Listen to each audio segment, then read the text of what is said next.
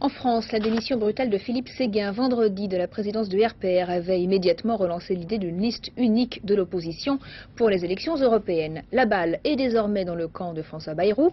Le leader de l'UDF se fait tirer l'oreille et impose ses conditions. Jeff Wittenberg, Jean-Baptiste Prédali. Nicolas Sarkozy veut que les choses aillent vite. Privé de tête de liste avec le départ de Philippe Séguin, le RPR et Démocratie libérale devront avoir réglé la question dans la semaine qui vient. Ce soir, le président par intérim du mouvement gaulliste réitère sa proposition à l'UDF. Il faut, dit-il, une liste unique. Il y a 80% des électeurs de l'opposition qui veulent une liste d'union.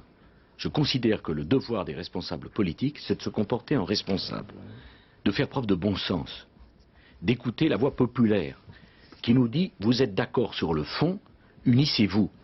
Alain Madelin est à l'unisson, jusqu'à présent numéro 2 de la principale liste d'opposition.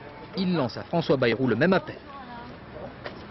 Puisqu'il y avait affiché le fait que c'était Philippe Séguin l'obstacle, l'obstacle n'est plus là. Et les circonstances, aujourd'hui, à mes yeux, commandent de cette union la plus large de l'opposition. Donc peut-être que, enfin, l'offre publique d'union que nous avons lancée depuis le début va être entendue.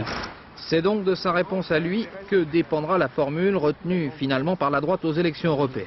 Ce soir, François Bayrou est prêt à rebattre les cartes, mais il pose des conditions draconiennes. Pour se rasseoir à la table, Sarkozy, Madelin, Bayrou, et pour faire la belote à 3, je ne suis pas intéressé. Si nous avons une vision commune, et s'ils sont capables de le dire et de sortir des faux-semblants dans lesquels on était, et s'ils sont capables de surcroît de faire en sorte qu'on se respecte à l'intérieur de l'opposition, alors je suis partisan de l'ouverture et du rassemblement.